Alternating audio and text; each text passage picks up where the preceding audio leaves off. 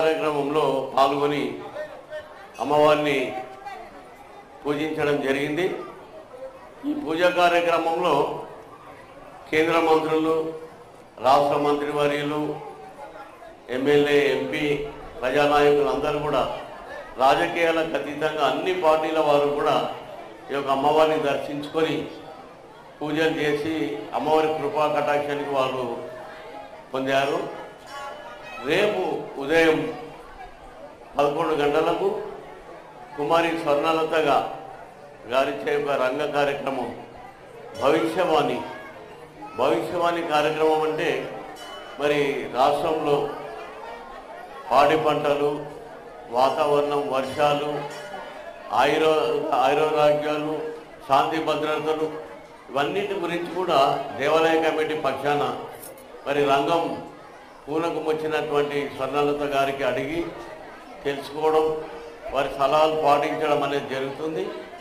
దాని తర్వాత మధ్యాహ్నం నుండి ఈ యొక్క దేవాలయానికి ప్రత్యేకత మచిరాబాద్లో ఉన్నటువంటి చాలా ప్రాంతాల నుండి, చాలా బస్తీల నుండి, చాలా కాలనీల నుండి, దూర ప్రదేశాల నుండి కూడా సుమారుగా ఒక 20-30 మంది పోతురాజుల ఊరేగింపులు, తొట్టెల కార్యక్రమాలని, పలారం బండ్ల కార్యక్రమాలని ఈ యొక్క ప్రాంతంలోనే ఉజ్జయిని, మాంకాళి, సికింద్రాబాద్ తర్వాత చాలా పెద్ద ఎత్తున ఎంతో వైభవంగా ఈ యొక్క దేవాలయానికి మధ్యరాత్రి దాటిన తర్వాత కూడా యువకులు ఈ ఊరేగింపులో పాల్గొని ఈ యొక్క దేవాలయానికి రావడం జరుగుతుంది। ఇది ఒక దేవాలయం యొక్క ప్రత్యేకత।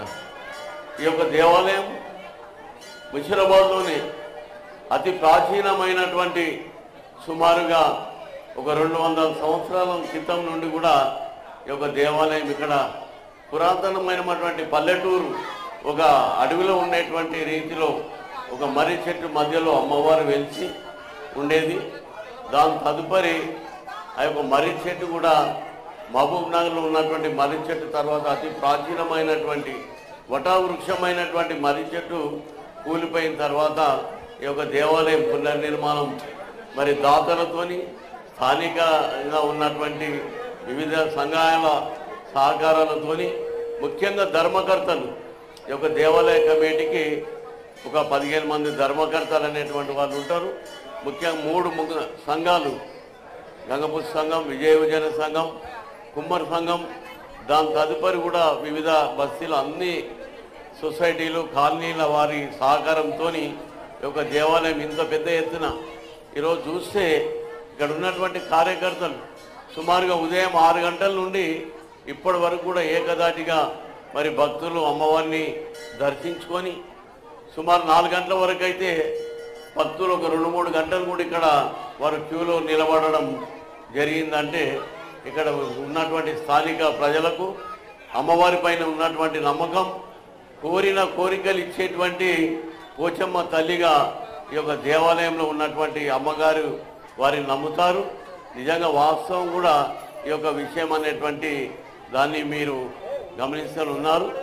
మీ టీవీ ఛానల్ వారు కూడా మా దేవాలయానికి ఇచ్చేసి ఈ యొక్క భక్తి ఛానల్లో ఇలాంటి దైవ కార్యక్రమాన్ని, సంవత్సరానికి ఒకసారి జరిగేటువంటి ఈ బోనాల ఉత్సవాన్ని ప్రత్యేకంగా స్త్రీలు జరుపుకునేటువంటి, అమ్మవారికి నైవేద్యం సమర్పించేటువంటి ఈ యొక్క పుణ్య కార్యక్రమానికి యువకులు కూడా అధిక సంఖ్యలో పాల్గొని పోతురాజులు వివిధ వేషాలతోని చాలా వైభవంగా జరుపుకునేటువంటి ఈ యొక్క బోనాల పండుగకు మీరు కూడా వచ్చేసినందుకు మా యొక్క దేవాలయ కమిటీ, శ్రీ సీతారామాంజనేయ స్వామి దేవాలయ కమిటీలో భాగంగా ఈ యొక్క పోచమ్మ గుడి కూడా నిర్వహించబడుతుంది। ఈ గుడిలో ఈ యొక్క అమ్మవారి పూజ అనేది చాలా ప్రత్యేకమైనటువంటి విషయం అని మీకు మనవి చేస్తూ ఉన్నాం।